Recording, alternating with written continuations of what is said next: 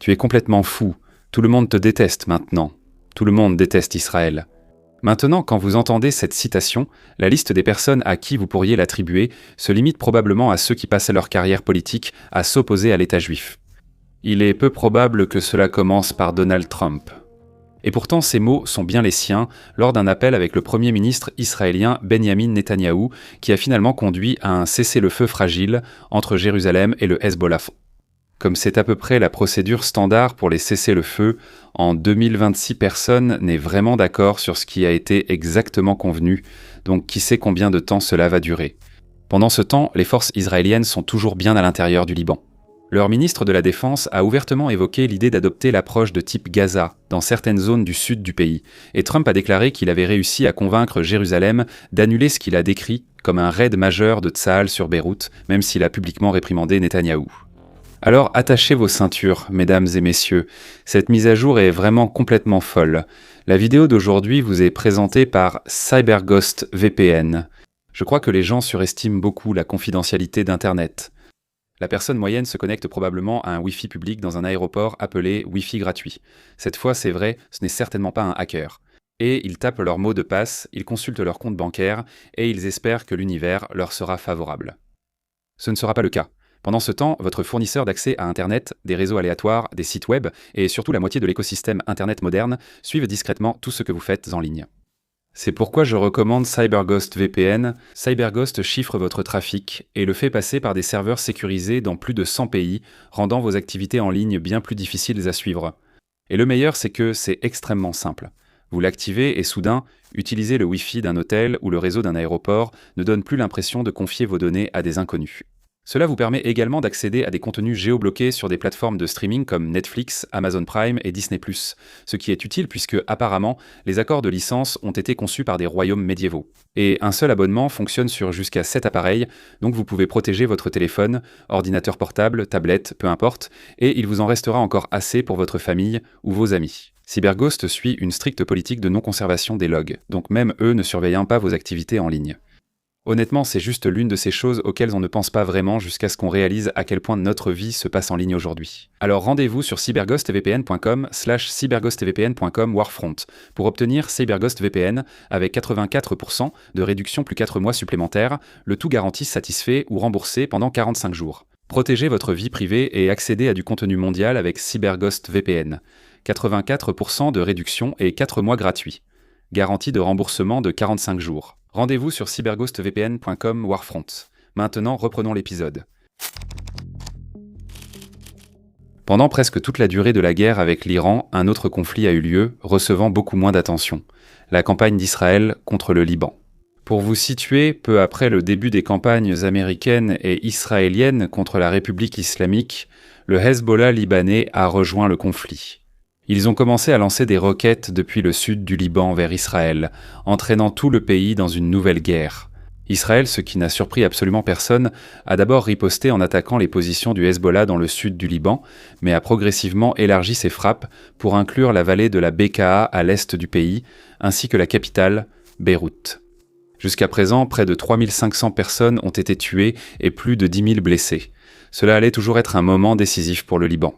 L'époque où l'on faisait semblant que l'État pouvait coexister pacifiquement avec les forces paramilitaires du Hezbollah est effectivement révolue. Le président Joseph Aoun et le premier ministre Sleiman ont marché ensemble, interdisant les activités militaires du groupe durant la guerre et les accusant de trahison au profit de l'Iran, et en rendant parfaitement clair qu'ils ne reviendront pas sur ces paroles une fois le conflit terminé.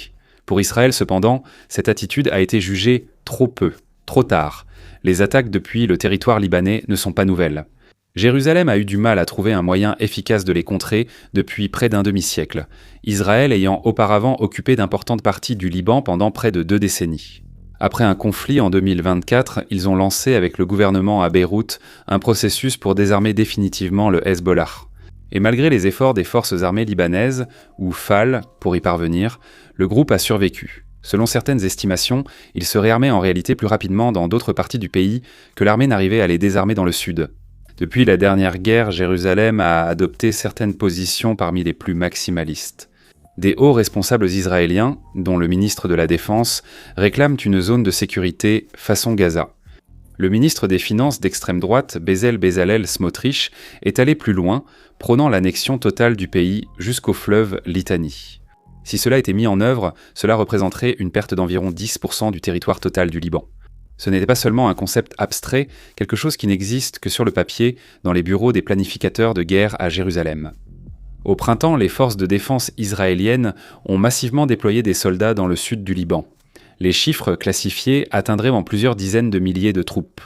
Sur place, ils se sont attelés à la destruction d'au moins 9 ponts sur le Litanie, une opération ordonnée par le ministre de la Défense Katz pour couper ce que les forces de défense israéliennes décrivaient comme les lignes d'approvisionnement du Hezbollah, qui acheminent combattants et armes vers le sud. Au sud du fleuve, des bulldozers ont rasé des villages entiers. Les images satellites montraient le centre de Kiyam, Ban Jbeil et de nombreux autres réduits à de la terre nue.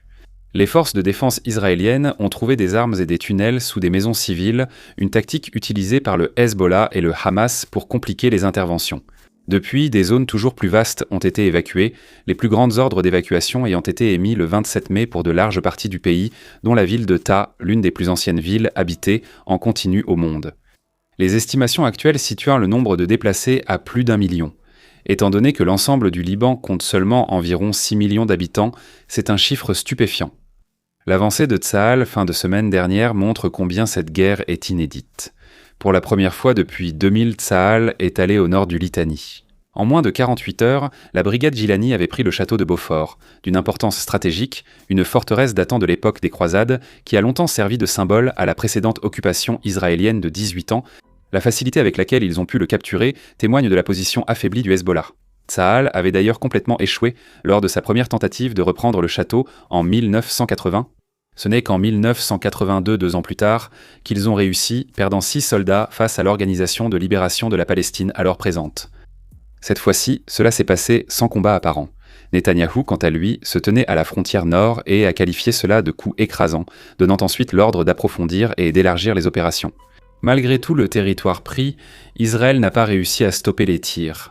Le Hezbollah s'appuie fortement sur de petits drones à vue à la première personne et de plus en plus d'entre eux sont pilotés à l'aide de câbles à fibre optique qui rendent les équipements de brouillage de Tsahal complètement inefficaces. Tsahal a peiné à répondre efficacement et s'est résolu à distribuer des fusils à pompe aux soldats en dernier recours.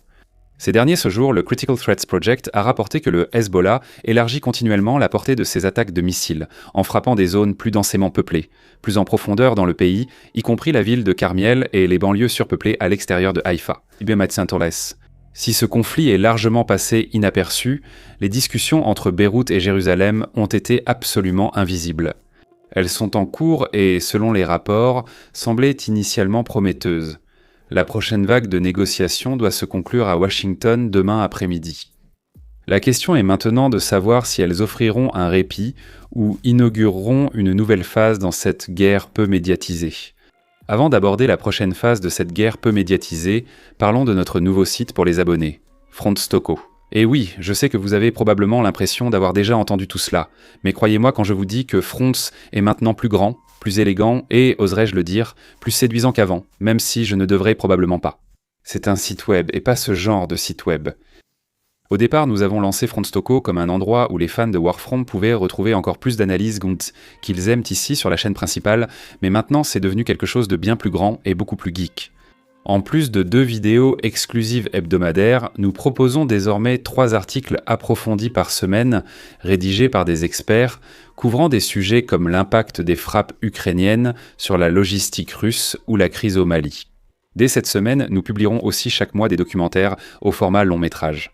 Plus tard aujourd'hui, nous allons publier une vidéo exclusive de 82 minutes narrée par moi-même qui tente de pénétrer l'esprit de Kim Jong-un et de la direction nord-coréenne afin de comprendre leur vision du monde.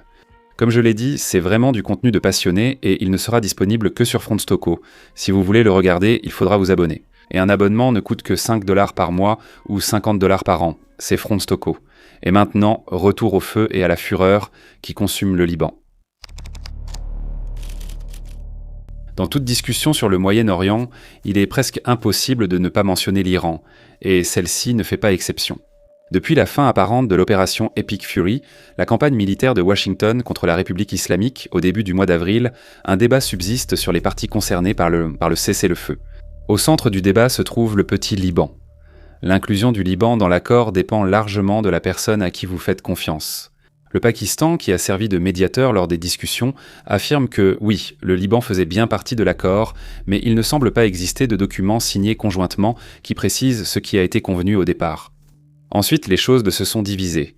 Les États-Unis et Israël affirmaient que l'accord excluait le Liban, tandis que l'Iran soutenait le contraire.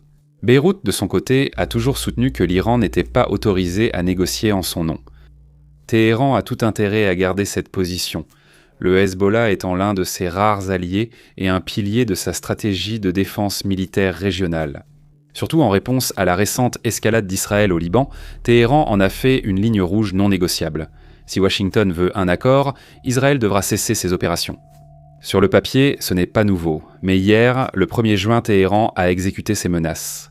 Ils ont suspendu les négociations et s'en sont complètement retirés et ont même menacé de faire fermer le détroit de Bab el-Mandeb par leurs alliés Houthis au Yémen en guise de représailles aux actions d'Israël. Ce détroit est en quelque sorte un second détroit d'Ormuz, un peu plus petit, à l'extrémité de la mer Rouge, au cas où le Hamas ne serait déjà pas suffisant. N'est-ce pas ? Trump disait depuis près de 3 jours que les deux parties allaient en conclure un accord. Le protocole d'accord en négociation entre l'Iran et les États-Unis prolongerait le cessez-le-feu de 60 jours, bien que tous les détails restent inconnus.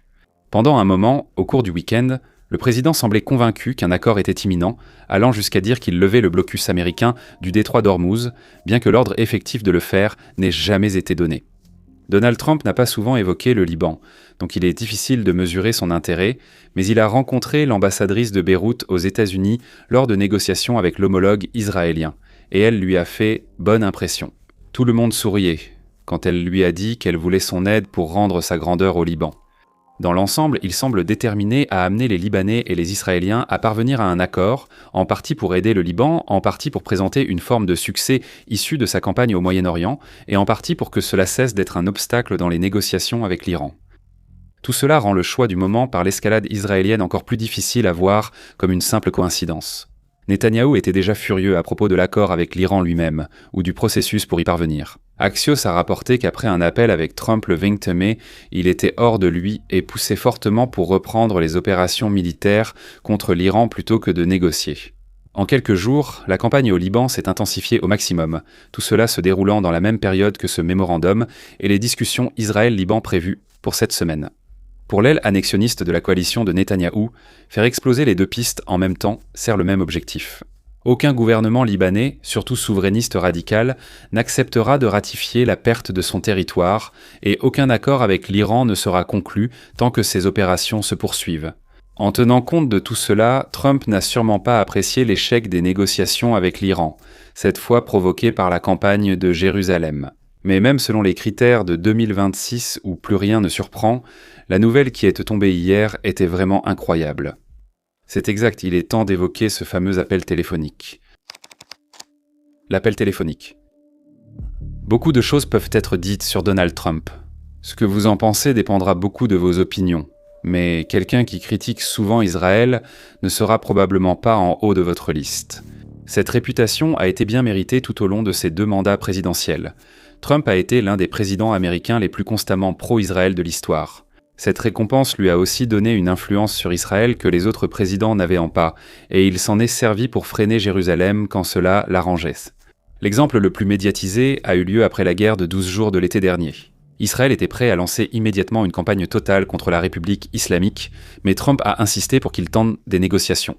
Lorsque Jérusalem a protesté, il les a ignorés et annoncé publiquement un cessez-le-feu accepté par Israël. C'était tout.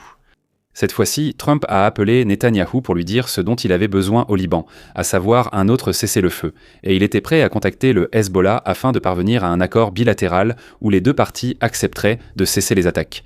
À première vue, Netanyahou a accepté. 1 heure plus tard, Trump annonçait un cessez-le-feu, bien que les détails restent flous. Trump est allé plus loin, affirmant que le cessez-le-feu avait permis d'éviter un important raid des forces terrestres de Tsahal qui, selon lui, étaient en route vers le nord, jusqu'à Beyrouth même. Des sources israéliennes ont nié qu'une telle attaque était en cours, donc au final, il s'agit de savoir à qui vous faites confiance. Mais soyons clairs. Toute invasion israélienne de Beyrouth aurait été un événement majeur qui aurait presque certainement fait échouer les négociations de paix en cours entre Beyrouth et Jérusalem. Cependant, ces demandes faites aux deux groupes ne sont pas symétriques. Si le Hezbollah cessait ses attaques, cela marquerait une pause. Le groupe a survécu pour se battre un autre jour, ce dont ils ne vont pas vraiment se plaindre. Pour Israël, en revanche, arrêter la campagne reviendrait à mettre de côté des objectifs pour lesquels il a saigné tout le printemps, sans garantie de pouvoir y revenir. Cette disparité pourrait aider à expliquer pourquoi Netanyahou a été si furieux face à cette demande dès le départ. Apparemment, l'appel téléphonique est devenu très tendu. Selon Axios, Trump en a eu assez de son homologue israélien et de son approche intransigeante sur tous les sujets, disant « Tu es complètement fou, tu serais en prison si ce n'était pas pour moi. Je te sauve la peau. Tout le monde te déteste maintenant. Tout le monde déteste Israël à cause de ça. Et que pouvons-nous dire ? Dire tout haut ce que tout le monde pense tout bas. » Même si nous ne pouvons pas vérifier cette citation, elle a été largement relayée par des médias réputés et a amené Mark Levin, proche de Trump et Netanyahou, à déclarer que la fuite violait la loi fédérale. En d'autres termes, personne ne prend même la peine de nier que c'est authentique. Que ce nouveau cessez-le-feu tienne réellement au Liban ou non, cela reste à voir, mais les premiers signes ne sont pas encourageants. Encore une fois, il semble que les différentes parties n'ayant pas la même compréhension de ce qui est inclus dans l'accord. Israël a déclaré qu'ils avaient accepté de cesser leurs attaques sur la capitale, mais qu'ils poursuivraient comme prévu leurs opérations dans le sud du pays. Le gouvernement libanais semble être sur une position similaire, mais pas tout à fait identique. Le bureau du président libanais a annoncé sur X la fin immédiate des frappes israéliennes sur Beyrouth et leur extension à tout le Liban, sans préciser le moment ni la date limite. La plus grande inconnue ici, c'est le Hezbollah, qui semble suivre une toute autre logique. Hassan Fadlallah, membre du Parlement du groupe, déclare que le cessez-le-feu concerne tout le Liban, pas seulement Beyrouth, et qu'un retrait d'Israël non total serait inacceptable pour le Hezbollah. Si c'est vrai, cela serait presque certainement inenvisageable et nous reviendrions tous à la case départ, avec pour seul résultat le gros titre du siècle sur un appel téléphonique entre Trump et Nessim Yahar. Il est trop tôt pour tout abandonner, car le député du Hezbollah n'est pas le chef du groupe, et il se peut qu'il se soit simplement trompé sur l'accord ou qu'il ait menti pour sauver la face auprès de leurs partisans. Mais les premiers signes, du moins au moment de l'enregistrement, ne sont pas encourageants. Aux premières heures du 2 juin, heure d'Europe centrale, le Times of Israel rapportait que des sirènes retentissaient dans de nombreuses communautés du Nord et que les FDI avaient abattu au moins 2 roquettes du Hezbollah tirées vers Seft, en Galilée. Que le cessez-le-feu tienne ou non sur la durée, ou qu'il s'effondre sur lui-même, cela représente un tournant inattendu dans la relation habituellement très étroite entre les États-Unis et Israël. Donald Trump a déjà été ferme avec Netanyahou, mais jamais autant. Avec le Premier ministre israélien attaqué par ses alliés à Washington et sa coalition, il est difficile d'imaginer comment il pourra gérer cette situation longtemps.